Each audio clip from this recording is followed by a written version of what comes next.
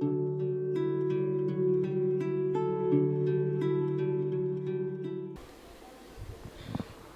शांति। 4 अक्टूबर 2021 आज की साकार मुरली। शिव बाबा कहते, मीठे बच्चे, बाप को याद करने की भिन्न भिन्न युक्तियाँ रचो, पुरुषार्थ कर चाट रखो, थको नहीं, तूफानों में अडोल रहो। प्रश्न, बच्चों को अपना कौन सा अनुभव आपस में एक दो को सुनाना चाहिए? उत्तर, हम बाप को कितना समय और कैसे याद करते हैं? भोजन के समय बाप की याद रहती है या अनेक प्रकार के विचार आ जाते हैं? बाबा कहते, बच्चे ट्राई करके देखो, भोजन पर बाप के सिवाय दूसरा कुछ याद तो नहीं आता है। फिर आपस में एक दो को अनुभव सुनाओ। दूसरा, कोई भी दर्दनाक सीन देखते हमारी स्थिति कैसी रही, इसका भी अनुभव सुनाना चाहिए। आज का गीत, लाख जवानी वाले। ओम शांति। बाबा कहते, मीठे मीठे बच्चे अब बेहद बाप को कैसे भूलेंगे, जिससे बेहद का वर्षा मिलता है, जिसको आधा कल्प से याद करते थे। यह तो समझाया है कि मनुष्य को कभी भगवान नहीं कहा जाता, तो अब जबकि बेहद का बाप मिला है, उसकी याद में ही करामत है। जितना पतित पावन बाप को याद करेंगे, उतना पावन बनते जाएंगे। तुम अपने को अब पावन कह नहीं सकते हो। बाबा कहते, जब तक अंत हो, जब संपूर्ण पावन बन जाएंगे तो ये शरीर छोड़ जाएं, संपूर्ण पवित्र शरीर लेंगे। जब सतयुग में नया शरीर मिले तब संपूर्ण कहेंगे।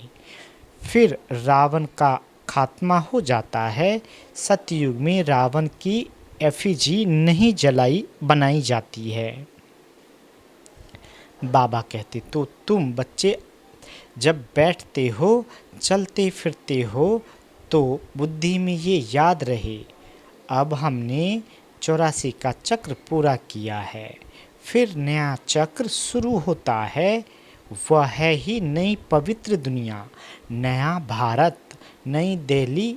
बच्चे जानते हैं, पहले जमुना का कंठा है, जहाँ पर परिस्थान बनना है। बच्चों को बहुत अच्छी रीति समझाया जाता है।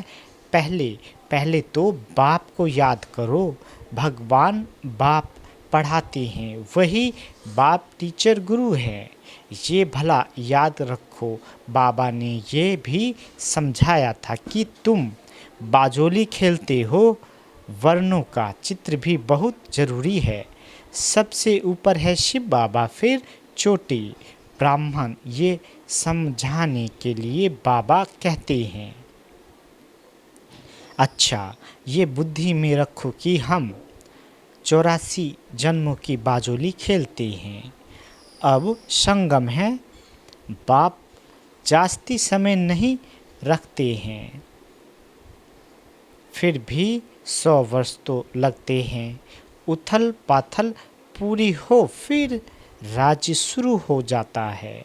महाभारत लड़ाई तो वही है, जिसमें अनेक धर्म विनाश, एक आदि सनातन देवी देवता धर्म की स्थापना हो रही है।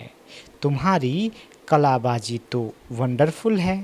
बाबा कहते, तुमको पता है फकीर लोग कलाबाजी खेलते तीर्थों पर जाते हैं।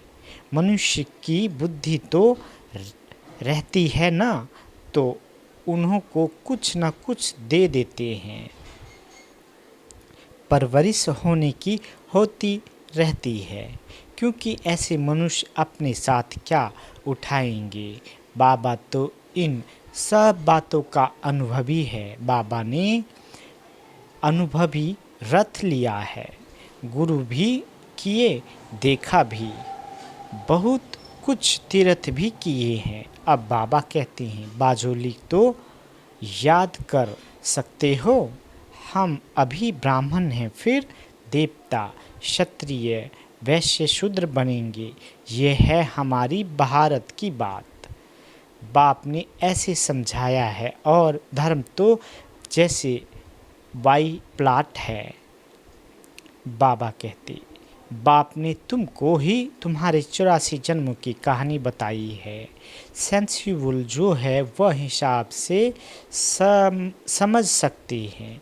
इस्लामी आएंगे तो एवरेज कितने जन्म लेंगे, एक्यूरेट हिसाब की तो दरकार नहीं। इन बातों में तो कोई फिक्रात की बात नहीं। सबसे जास्ती फ़िक्र ये रहती है कि हम बाबा को याद करते रहें। बस एक ही फ़िक्र है, एक को याद करने का। घड़ी घड़ी माया और फ़िक्रात में डाल देती है। इसमें माया फ़िक्र में बहुत डालती है। बच्चों को याद करना ही चाहिए। अब हमको घर जाना है, स्वीट होम। किसको याद नहीं आएगा। मांगते भी हैं शांति देवा, भगवान को कहते हैं हमको शांति दो। अब तुम बच्चे यह तो जानते हो, ये पुरानी दुनिया ख़त्म हो जानी है। बाबा कहते, ये भी तुम्हारी बुद्धि में है, और मनुष्य तो घोर अंधियारे में है। शांति सतयुग में ही होती है। एक धर्म, एक भाषा, रस्म रिवाज भी एक ही है। वहाँ है ही शांति का राज्य, दैत्य की बात ही नहीं। बाबा कहते, वहाँ तो एक ही राजाई होती है और सतो प्रधान है। रावण राज्य है नहीं तो जो लड़ाई हो। तो तुम बच्चों को खुशी का पारा चढ़ना चाहिए। शास्त्रों में जो गायन है, अति इंद्रिय सुख गोप गोपियों से पूछो। गोप गोपियाँ तो तुम हो ना, तुम सम्मुख में बैठे हो। तुम्हारे पास भी नंबरवार है, जिनको याद रहता है कि बाबा हमारा बाबा भी है, टीचर भी है, गुरु भी है। ये तो वंडर है ना। लाइफ तक साथ देते हैं। गोद में लिया और पढ़ाई शुरू कर देते तो ये याद करने से ही भी खुशी बहुत रहेगी। परंतु माया फिर यह भी भुला देती है। मनुष्य को ये भी समझाना होता है। मनुष्य पूछते हैं बाकी थोड़ा समय कहते तो क्या प्रूफ है, बोलो देखो इसमें लिखा हुआ है भगवान वाच, यज्ञ भी रचा हुआ है। यह है ज्ञान यज्ञ। अब कृष्ण तो यज्ञ रच नहीं सकते। बच्चों को ये भी बुद्धि में रहना चाहिए कि हम ब्राह्मण इस बेहद यज्ञ के हैं। बाबा ने हमको निमित्त बनाया है। जब तुम अच्छी रीति ज्ञान और योग की धारणा करते हो, आत्मा संपूर्ण बन जाती है, तब इस भंभोर को आग लगेगी। बाबा कहते, मनुष्य को ही पता होता है ना कि ये बेहद का कर्म क्षेत्र है, जहाँ सभी आकर खेल करते हैं।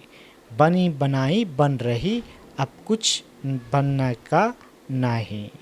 बाप कहते हैं बच्चे, चिंता उनकी कीजिए जो अनहोनी हो गया सो ड्रामा में था, फिर उनका चिंतन काहे का करे। हम ड्रामा को देखते हैं। ड्रामा में जब कोई ऐसा दर्दनाक सीन होता है तो मनुष्य देखकर रोते हैं। अब वह तो हुआ झूठा ड्रामा, यह तो सच्चा ड्रामा है। सच सच करते हैं, परंतु तुमको कोई दुख के आंसू नहीं आने चाहिए। साक्षी होकर तुमको देखना है। जानते हो ये ड्रामा है, इसमें रोने की क्या दरकार है। पास्ट इज पास्ट, कब विचार भी नहीं करना चाहिए। तुम आगे बढ़ते बाप को याद करते रहो और सबको रास्ता बताते रहो। बाबा तो राय देते रहते हैं, त्रिमूर्ति के चित्र तुम्हारे पास बहुत है, क्लियर लिखा हुआ है वह शिव बाबा। ये वर्षा तुम बच्चों को ये चित्र देखने से बहुत खुशी होनी चाहिए। बाबा से हमको विष्णुपुरी का वर्षा मिलता है। पुरानी दुनिया तो ख़त्म होनी है, बस ये चित्र सामने रख दो, इसमें खर्चा तो कुछ भी नहीं है। झाड़ भी बहुत अच्छा है, रोज़ सवेरे उठकर विचार सागर मंथन करो, अपना टीचर आपे ही बनकर पढ़ो। बाबा कहती बुद्धि तो सबको है, चित्र अपने घर में रख दो, हर एक चित्र में फर्स्ट क्लास ज्ञान है। कहते हैं विनाश होगा तो तुम्हारी बाप के साथ प्रीत है ना, कहते भी हैं सतगुरु मिला दलाल के रूप में। तो तुम्हें कितनी अच्छी अच्छी बातें समझने समझाने के लिए मिली है, फिर भी माया का पंप बहुत है। 100 वर्ष पहले ये बिजली गैस आदि थोड़ी ही थी। बाबा कहते आगे वायराइज आदि 4 घोड़े की 8 घोड़े की गाड़ी में आते थे, आगे साहूकार लोग गाड़ी में चढ़ते थे, अब तो विमान आदि निकल पड़े हैं, आगे ये कुछ नहीं था। 100 वर्ष के अंदर ये क्या हो गया है, मनुष्य समझते हैं कि यही स्वर्ग है। अब तुम बच्चे जानते हो स्वर्ग तो स्वर्ग है, ये सब पाई पैसे की चीज़ें हैं, इनको आर्टिफिशियल पंप कहा जाता है। अब तुम बच्चों को यही एक फुरना चाहिए कि हम बाप को याद करें, जिसमें ही माया विघन डालती है। बाबा अपना मिसाल भी बतलाते हैं, भोजन खाता हूँ, बहुत कोशिश करता हूँ याद में रह खाऊं, फिर भी भूल जाता हूँ, तो समझता हूँ बच्चों को तो मेहनत बहुत होती होगी। अच्छा बच्चे तुम ट्राई करके देखो, बाबा की याद में रहकर दिखाओ, देखो सारा समय याद ठहर सकती है। अनुभव सुनाना चाहिए, बाबा सारा समय याद ठहर नहीं सकती है, बहुत किस्म किस्म की बातें याद आ जाती है। बाबा खुद अपना अनुभव बताते हैं, बाबा ने जिसमें प्रवेश किया ये भी पुरुषार्थी है, इन पर तो बड़े झंझट है, बड़ा कहलाना बड़ा दुख पाना।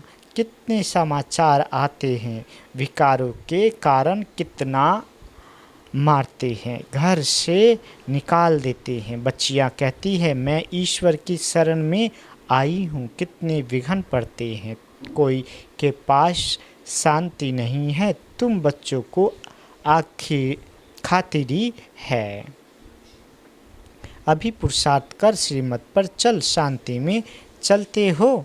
इस बाबा ने यहाँ भी कई ऐसे घर देखे हैं जहाँ आपस में मेल मिलाप में बहुत रहते हैं, सभी बड़ों की आज्ञा में चलते हैं। कहते हैं हमारे पास तो जैसे स्वर्ग लगा पड़ा है।